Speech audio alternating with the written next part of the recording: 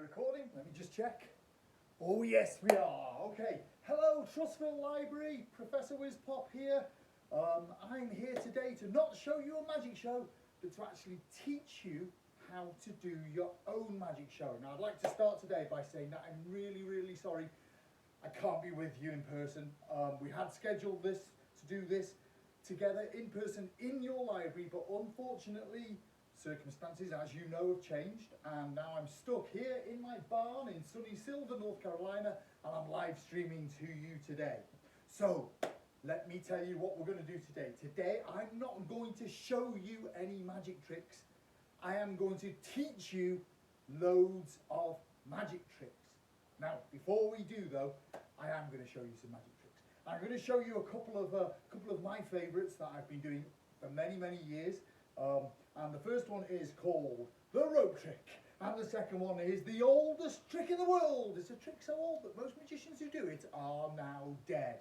This could be your last chance. This trick is so old, it's on the pyramids of Egypt. It is a fair old trick.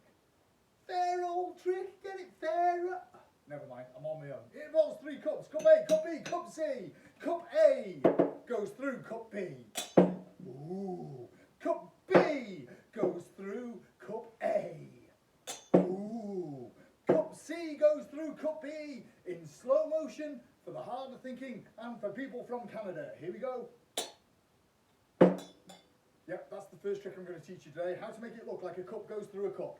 You've got 2 cups, solid cups, and what you do is you take 1 cup, you hold it like that, you drop it like that, and as you drop it, you drop the other cup. It makes it look like the cup goes through a cup. It's the cup through a cup trick. But do not worry about that, because the first trick we're going to do today is the rope trick, the famous rope trick. And in order to do the famous rope trick, I'm going to need a helper from the audience. Now, fortunately for you, I come pre-supplied with my own children, and one of them has volunteered at great expense to come and help me today. So, Bryn, come on up here, please, and stand right there on the trapdoor. This is Bryn. Say hello to Trustville, Bryn.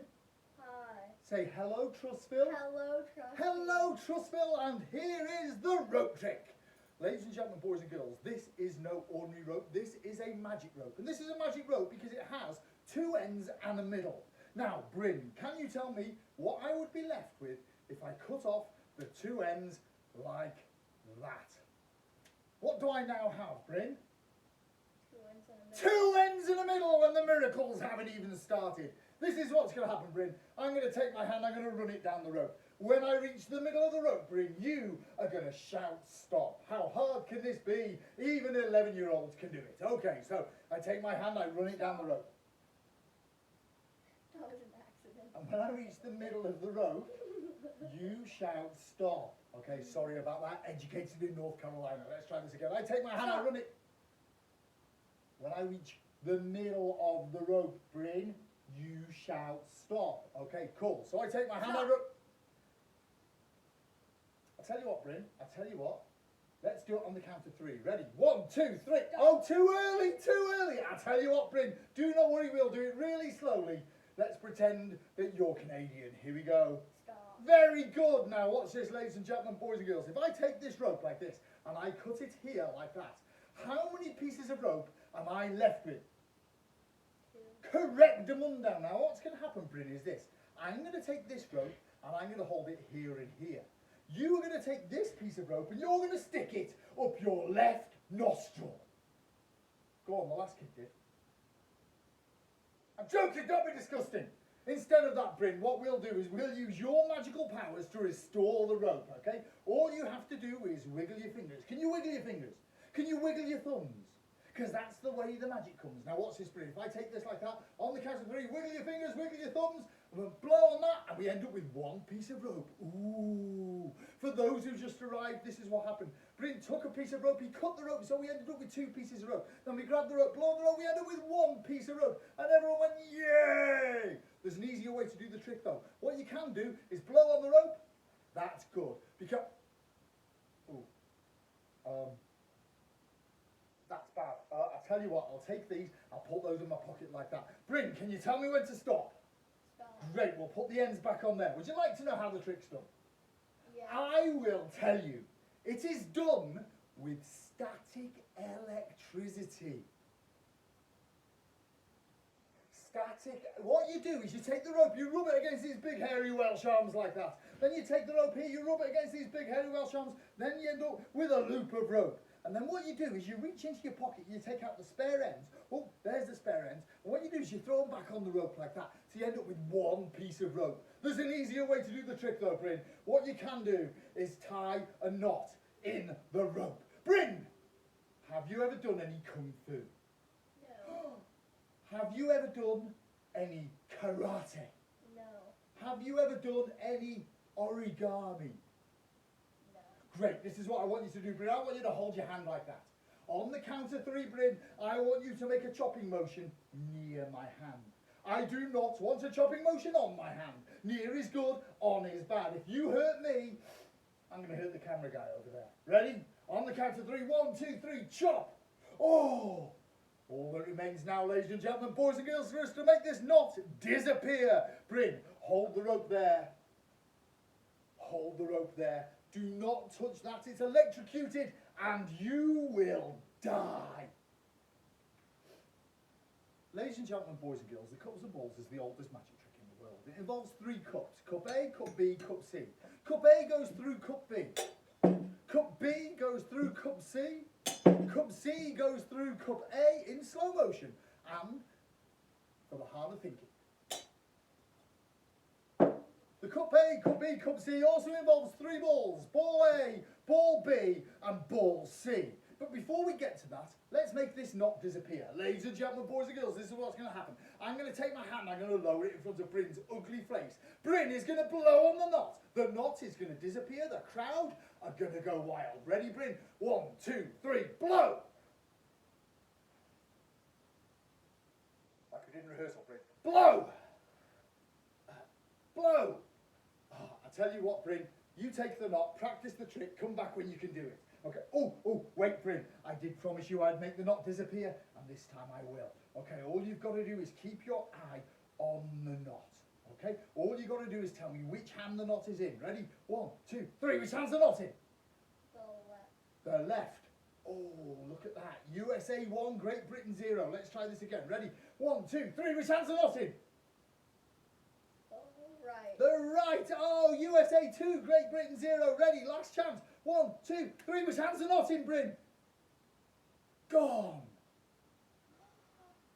Oh, let's have a big round of applause for Bryn. Take a seat, Bryn. Take a seat. You're no longer needed. Not that you ever were. Ladies and gentlemen, boys and girls, the cups and balls is the oldest magic trick in the world. It's a trick so old, it's on the pyramids in Egypt. It is, in fact, a pharaoh trick. This trick is so old that most magicians who do it are now dead. It involves 3 cups. Cup A, Cup B, Cup C. And it also involves 3 balls. Ball A, Ball B, and Ball C. Ball A, Cup A, Ball B, Cup B, Ball C, Cup C. Now watch carefully. If we take Ball A and we put it in the hand like that, if I tap the hand, it disappears. That's the amazing thing about it. Now, if I take Ball B, this time I'm going to misdirect the audience. What that means is I'm going to get the audience to look in the opposite direction. Watch. If I take Ball B, and all I do is say, oh, look, an elephant!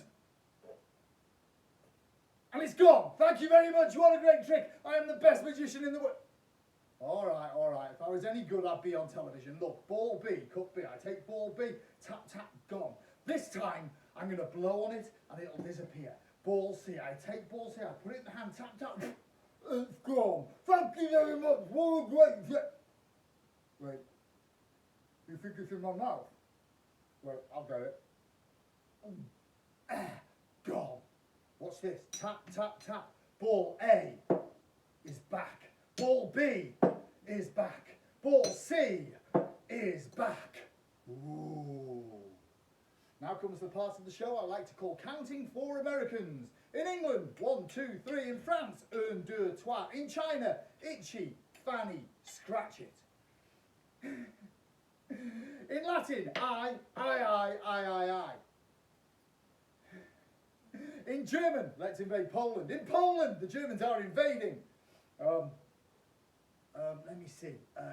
You on the back there. Yeah, I'm going to give you a job to do.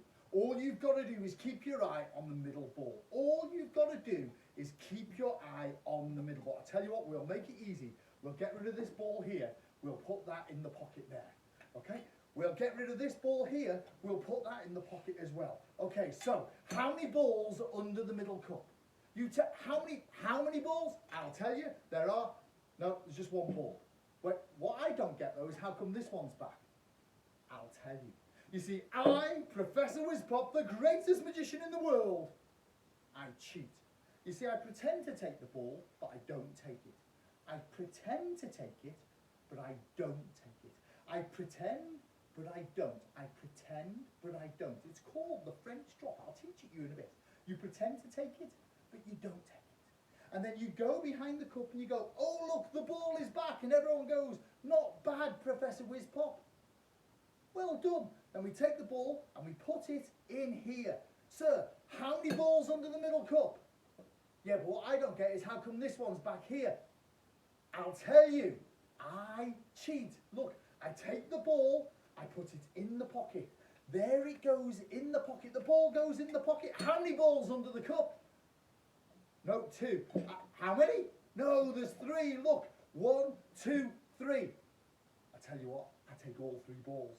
I put them in the pocket. I put all 3 balls in the pocket. How many balls under the middle cup? No, you're right, it's just 1. It's just a lot bigger than all the other one. Wait, I'll give you a chance to catch up. We'll do a trick with a hat and a ball.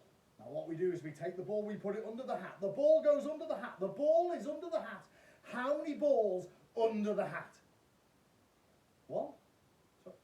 Yes, well done, correct, Mundo. There is 1 ball under the hat. Let's try this again. How many balls under the hat? Look, an elephant. How many now? How many now? None? Yes, you're right. Look, it's a teeny tiny none. Oh, I don't know why I bother. I'll tell you what, let's try it one more time, okay? How many balls under the hat? How many balls under the hat? None. You're right. Wait. Did you like that baseball trick? You like the baseball trick? Oh, that's amazing. How about the second baseball trick? Do you like that? Wait, how about the third baseball trick? Do you like the third baseball trick? Wait, how about the fourth baseball trick? Do you like the fourth Wait, there's more, watch.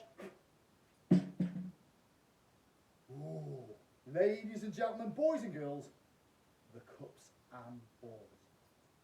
All right, so that was the cups and balls, and that was the, and the cut and restored rope trick. And now, you're very lucky because I'm going to teach you how to do a few magic tricks. Okay, now, before I tell you how to teach you how to do a few magic tricks, there's a few things I have to point out. The first thing I have to point out is this. There is a huge difference in this world between telling somebody how a magic trick is done and teaching somebody how a magic trick is done. It's an important distinction. You'll often hear magicians say to people, never, ever, ever tell how a trick is done. And that's quite correct, because if you tell how a trick is done, you kind of ruin the trick. Whereas if you teach how a trick is done, you're not ruining the trick, you're allowing someone to enjoy the magic for themselves. So the first thing you have to realise is that everything you learn here today is intended so that you can teach yourself how to do magic tricks. You can fool your friends, you can fool your family and stuff like that. But please, please, please, never, ever, ever tell anybody how to do a trick. That just ruins it. It's no fun. It's no good. So we're going to start with some simple tricks, and then we're going to move on to some slightly more complicated tricks. And at the very end, I'm going to teach you how to twist your own balloon animal. I like to do that because it's good fun. And the first thing I'm going to do is I am going to gimmick a piece of equipment. And this is the piece of equipment I am going to gimmick. It is a little sandwich bag. And what you do is you take a pair of scissors and you cut the sandwich bag. So, cut it here like this. Very tricky to cut.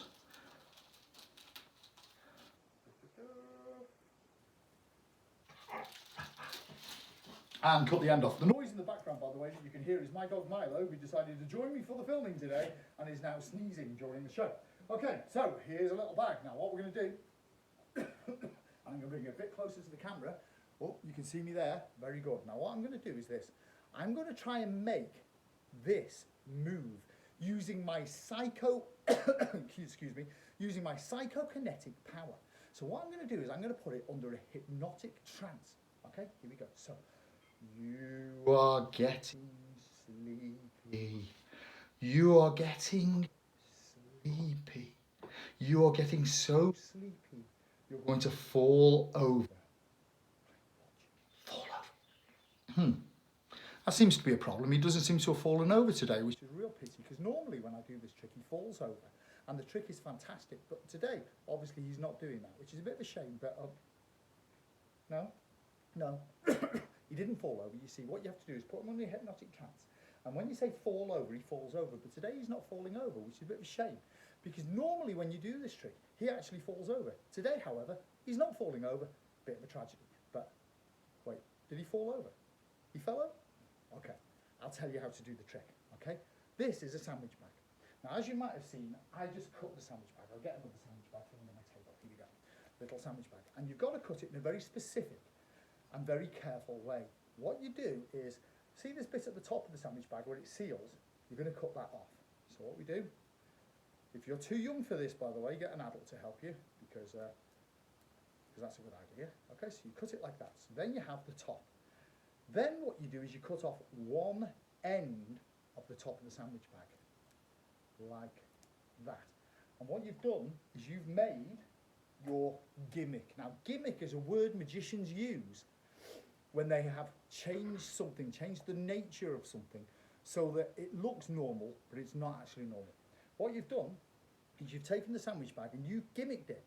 And you've gimmicked it so that when you pinch it between your finger and your thumb, if I lift the thumb, the sandwich bag falls back.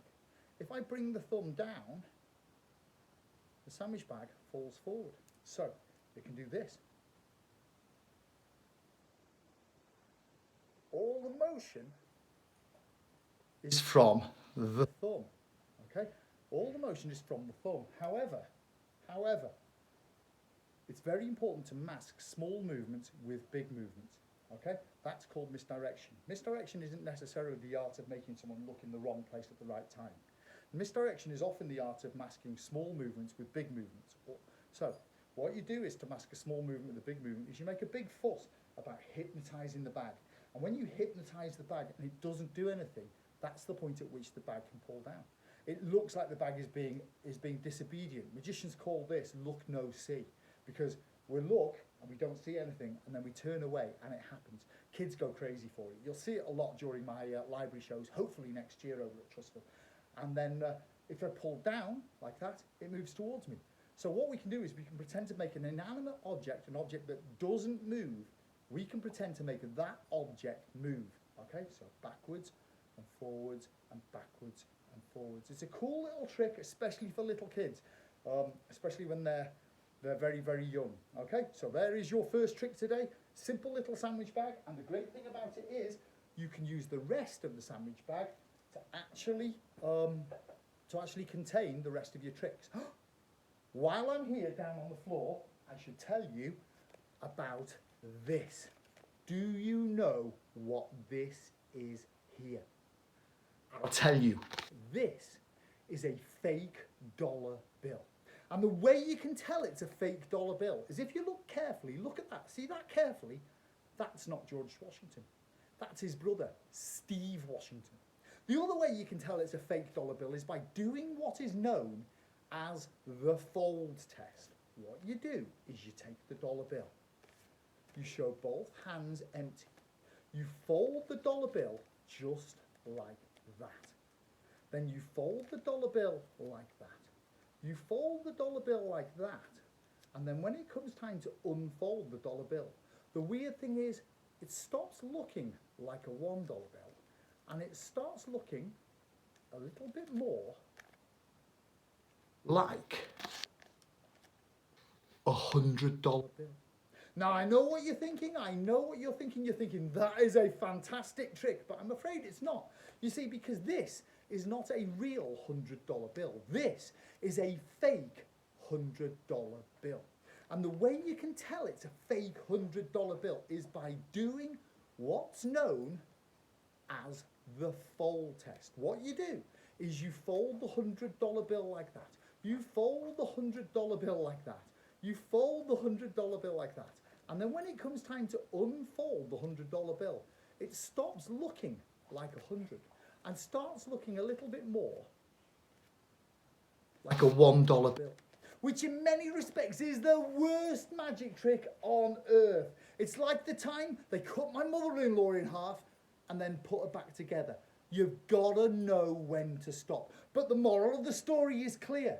If you're walking around Trustville today and you find $100 on the floor, pick it up, send it to me, Professor WizzPop, and I'll send you $1 for it. All right, thank you very much, ladies and gentlemen. Would you like to learn another magic trick? Let's see what we've got on the list. Ooh, we've got rubber band tricks. Oh, luckily for me, I've got a couple of rubber bands here. I'm trying to get close to the camera to show you, okay, so that you can see clearly. This is a rubber band. Now, what I'm going to do is I'm going to teach you a couple of magic tricks using this simple device. This simple device is one of the most magical things ever, because what you can do is this. You can take the rubber band and you can put it on those two fingers there. And then what you do is you close your fist like that. And when you say jump, the rubber band can jump from these fingers there straight over to those fingers there. So you've got a rubber band there and no rubber band there. But if you take the rubber band like that and you clench it in your fist and you go like this, the rubber band can jump again. Now, that's just stage one of the trick. And I'll tell you how to do it. All you need for this trick is a simple rubber band. And what you do is you take the rubber band and you put it on those two fingers there. Now it's a lot easier if I show you this trick from this angle here. From this angle here, it looks perfectly normal. From this angle here, it looks totally different. Because what you do is you pull the rubber band out and you put all of 4 fingers into the rubber band. Okay, so I'll show you again. You have a rubber band on your hand there, on these 2 fingers. You pull it out and you put your hand in there, all 4 fingers. Now from this side, it still looks like you've got a rubber band on these 2 fingers. But when you lift your hand up, when you lift your fingers up, what will happen is the band will automatically jump from these fingers here to these fingers here. Watch. See how it automatically jumps? I'll show you from here again. You take the rubber band, put all 4 fingers in there, and it jumps. Now, that's just the first part of the trick. You can actually do this trick using not 1, but 2 rubber bands. You can use a blue one, or you can use a red one, a blue one and a red one. Now what you do is the same thing. You can take the blue one and the red one. You hold it like that. And then when you open the hand, they can change places. Ready? 1, 2, 3. See? And now you have a red one there and a blue one there. I'll show you again. Red one, blue one. I can make them jump back. 1, 2, 3, jump. And they jump back. How is it done? Well, actually, it's done exactly the same way as the original rubber band trick. What you do, it's easier from this angle, is you pull this one out, you pull this one out, and see that gap in the middle? See this gap in the middle? You take all 4 fingers and you put them in that gap. All 4 fingers, you put them in that gap. I'll show you one more time. That one there, that one there. All 4 fingers go in the gap, you turn it around, and when I open my hand, they'll automatically jump. Now, you can make it even more amazing by using, you guessed it, a 3rd rubber band. Because what you can do with a 3rd rubber band is you can seal all the other rubber bands. You can put this at the top, so there's no way anything could pass over. There's no way it could get out. And yet, same trick again, you go like that and you go, and look, now you've got a blue rubber band here and a red rubber band here. Okay, I'll show you again. Open that hand, go like that, and you've got a red rubber band here and a blue rubber band here. How does it work? Exactly the same way, except instead of going off the fingers and then onto the fingers, what this red rubber band technically is doing is going across. Show you, 1, 2, 3, like that, and I open my hand, and they jump. I'll show you another trick. Would you like to see another trick? Good. Now please remember, if you have any questions about the magic tricks that you see today, do not be afraid to ask.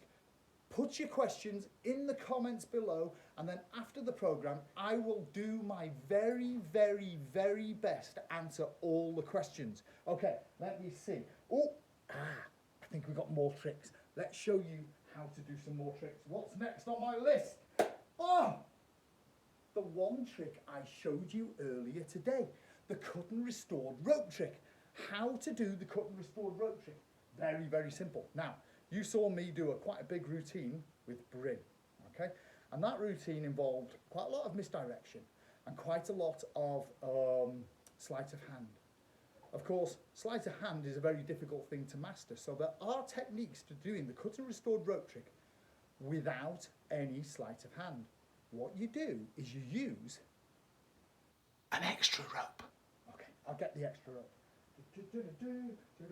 Here we go, one extra rope. Now, as I told you before, it's very important that if you're going to do a trick, you're prepared. You can gimmick the trick. So, what we're going to do is we're going to tie a knot in this extra rope, like that. So we have a knot looped on your extra rope there. Then what we do is we trim off the ends. We cut one there and one there. So we end up with, Milo the dog wants part of the show, you end up with a loop of rope. What you do then is you take the loop of rope and you string it onto your original rope. So actually what you end up with is a loop of rope strung onto a piece of rope like that, okay? Now, the great thing about that is you can actually show the rope fairly clean simply by holding this loop actually in the rope, okay? So you can show it fairly clean. One piece of rope, no one can see the piece of rope. Hold it, push it through the hand, pull it through the hand. It looks perfectly normal. Pull it through that hand, pull it through the hand. All you have to do is keep it hidden in there. Then what you do is when it comes time to do the trick, you bring the rope like that, you reach into the middle and you pull up the end of the rope. Now everybody thinks it's the middle of the rope, but it's not, it's just the loop. And then what you do is you take the scissors and you cut there. You cut there and you cut there and you pull that apart, okay? Now to their all intents and purposes, they think, there's Milo the dog in the screenshot. Off you go Milo, get out of here. Guys, can you get Milo out of the shot please? Okay, so everyone thinks that you've actually got two pieces of rope. You blow on the rope, you open the hand, and the rope is restored. Okay, let's go through that again. So, what we got, I'll get it again for you, because we've got two pieces of rope. We've got a loop of rope, and we've got the regular piece that we're using. So we tie a knot in the loop to make a loop of rope. Very simple. That was the secret signal to my kids to take the dog out of the room. And what you do is you cut that there, and you cut that there. So you end up with a knotted loop of rope. And what you do is you string the loop of rope onto the regular piece of rope like that. So you have a loop of rope on a piece of rope. Oh, there's the cameraman going to get the dog, okay? You can see that, you have the piece of rope linked on the loop of rope like that. Then what we do is we hold this in the hand and we keep it hidden. So, I'm showing you a regular piece of rope, a regular piece of rope, a solar-powered laundry dryer. Okay, I show it empty, I show this hand empty as well. I make sure to show it as a regular piece of rope. Then what I do is I reach in and I pull out the middle of the rope like that. I take my scissors, I cut the piece of rope like that, I cut the piece of rope like that, I cut the piece of rope like that. So this is two pieces of rope. We make a magical gesture, we blow on it, we open the hand, and the knot is disappeared. Okay, that's a very, very, very simple version of the cut and restored rope. But cut and restored rope is a very old trick. Let's do a new trick, okay? In order to do a new trick, I'm going to need a cell phone. Unfortunately, I do not have a cell phone, so I'm going to use this item here, which is a pack of playing cards, okay? You're going to have to imagine that this is a cell phone, okay? And then what I'm going to use is one of these things here. This is a balloon. Now, what do we do with a balloon and the cell phone? Well, this is a trick I used to teach to teachers, actually.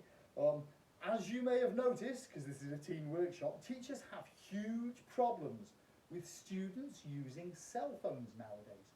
So when I was doing workshops for teachers, what I used to do is teach them this trick, and they could actually show it to their class and turn the angst of having a cell phone in your class into a situation where it wasn't quite so painful. There's nothing worse than a teacher saying, "Give me your phone," and then putting the phone in a basket or taking the phone away. Teenagers hate it, teachers hate it, everybody hates it. So what I used to do is teach them this trick.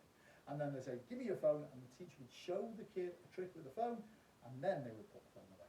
Okay? Nicer way of going around it. So they pretend this is a cell phone, and this, of course, is a balloon. Now, the first thing we have to do is blow up the balloon. So here we go. Not you.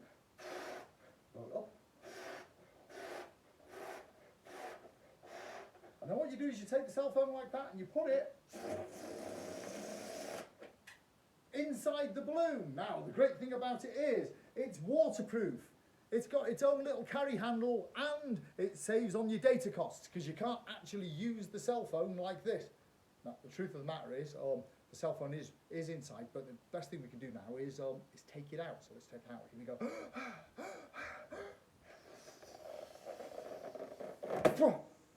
And there's your cell phone. Okay? How is it done? Well, the great thing about this trick is it's not only educational, as in don't use your cell phone in school, but it's also educational because it teaches you a little bit about science, particularly the science of air pressure. Okay? When you blow up a balloon, what you're basically doing is you're putting air inside the balloon and making the balloon into a high air pressure pocket. Okay? So the air pressure inside the balloon is higher than the pressure outside the balloon, which is 18 pounds per square inch, I think it's here. So you blow up the balloon. The balloon is high air pressure. When you push something of high air pressure into something which has low air pressure, what you do is you create effectively a suction effect. So instead of putting the cell phone in the balloon, what you're really doing, don't tell anyone I told you this, what you're really doing is wrapping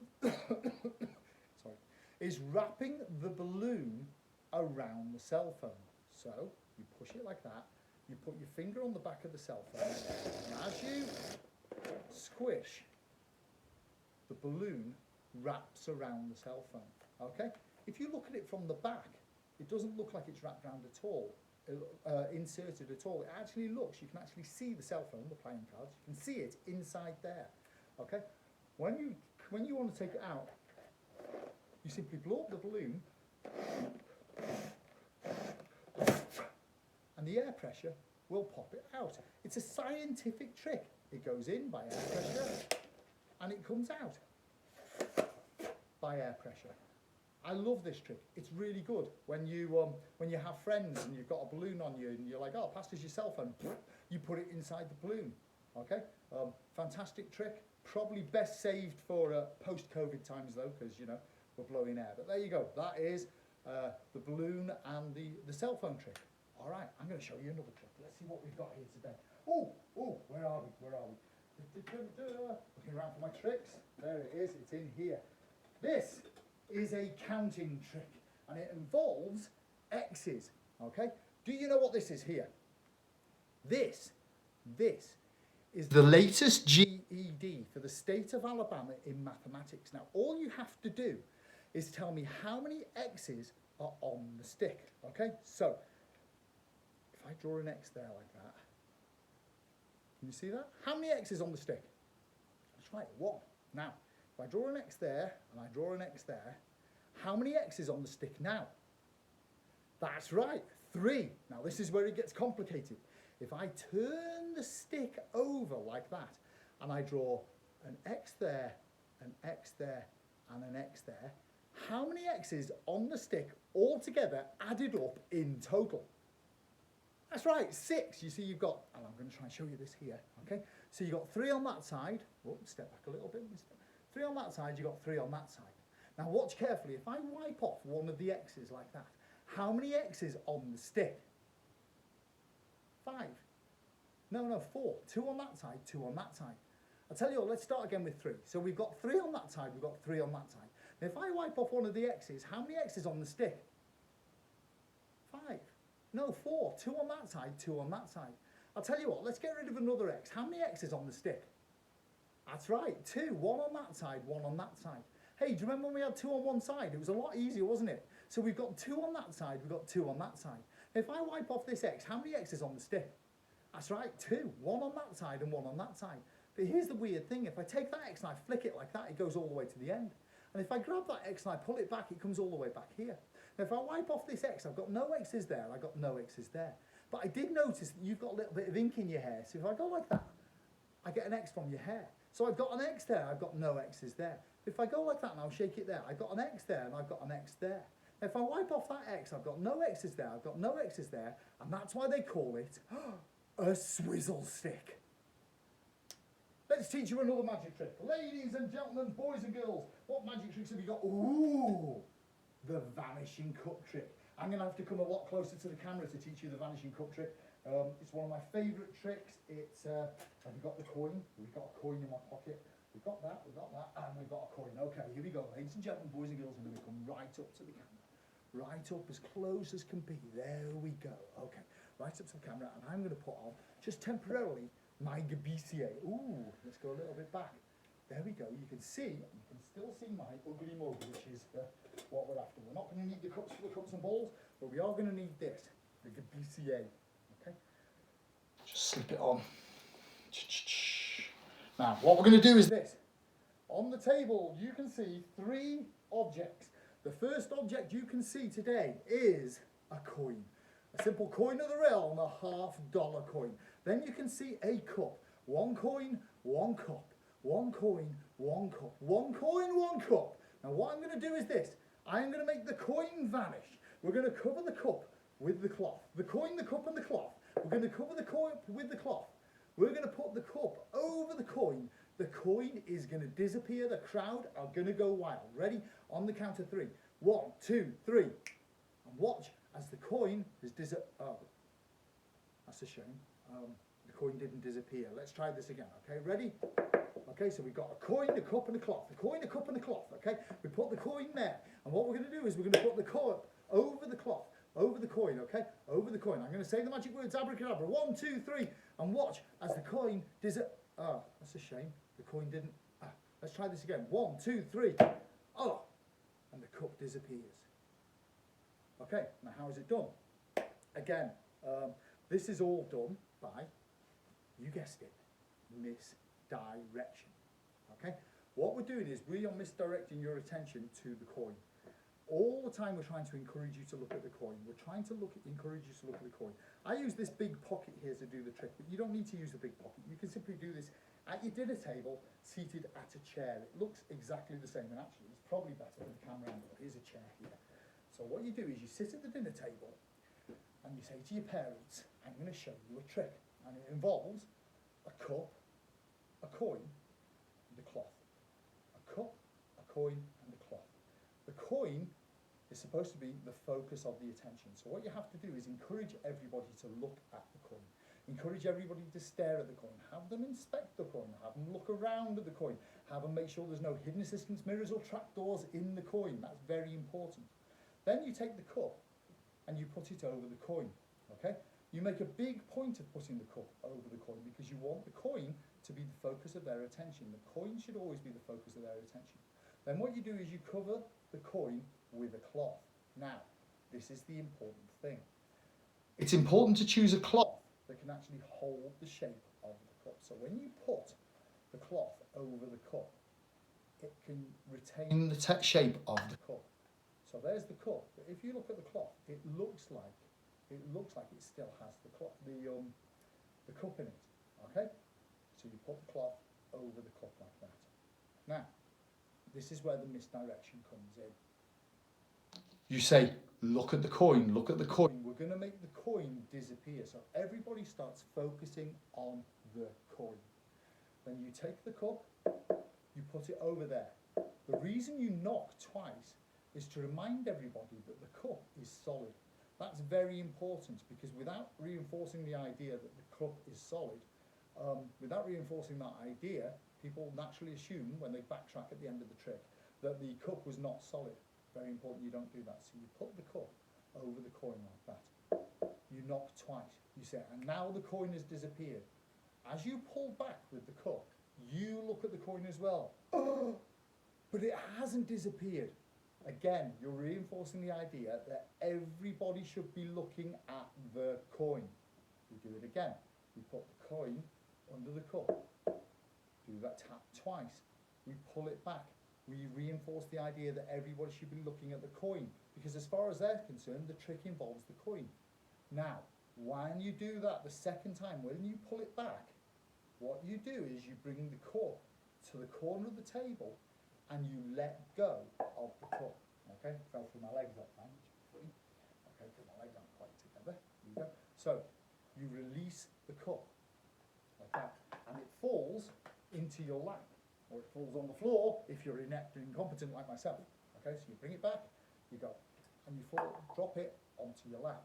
Then when you bring the cup forwards again, you're not actually bringing the cup forwards, you're just bringing the cloth with no cup in it. The cup has fallen down onto my lap. Okay, so it comes back, you say, oh look, no cup. Then you go forwards, take your hand, and you slowly make the cup disappear. Okay, it's a superb trick to do at the dinner table.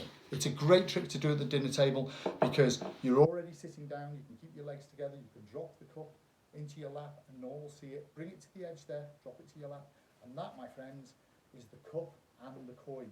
All right, one last thing before we go today. Now remember, thank you very, very much for attending summer reading here at Trustville Library. As I said, I'm really, really sorry that I couldn't be with you today. It's one of the saddest summers ever. But hope you enjoyed the magic workshop. I figured that I would finish the magic workshop today by teaching you to do something very, very simple using balloon animals. Now, balloon animals always use a special type of balloon. They are 60 inches long, they are 2 inches wide, and they are called 260s.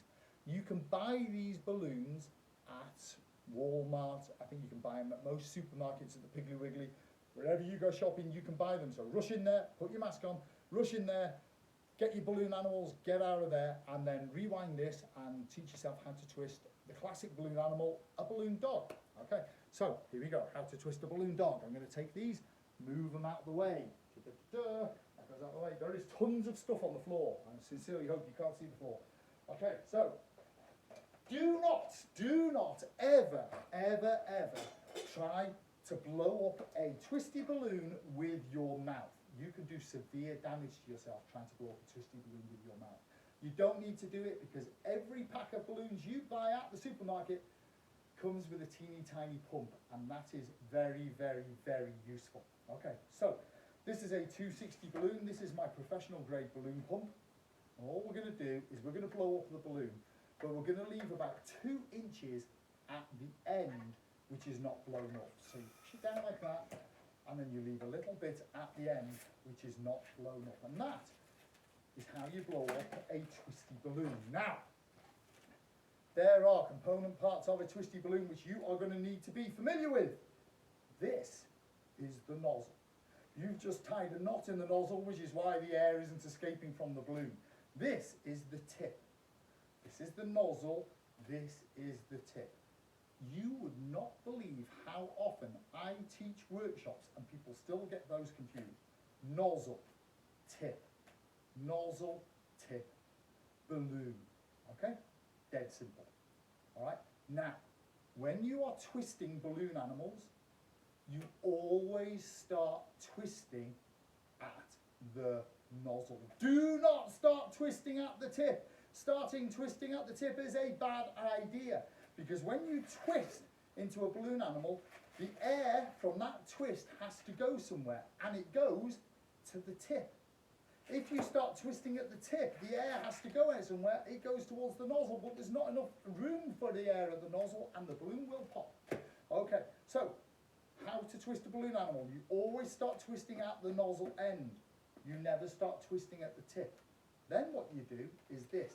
You do a twist, and then you wait for further instructions. So you twist here, you pinch this, and you twist, twist, twist. You twist it 3 times, and then you take your finger and you stick them in the middle there. If you don't have your finger in the middle, when I release this, it'll come undone. Watch. See how quickly it came undone? But if I twist, twist, twist, twist, and I put my finger in there, I'm holding the twist, which is great, because then I don't have to do everything twice. Then what I do, still holding the twist, is I make another twist here, and then I bend it back, and I squeeze those two bubbles together. Can you see those two bubbles? I squeeze them together, and I twist, twist, twist. And I have made something that looks just like that. That is the head and ears of a classic balloon dog.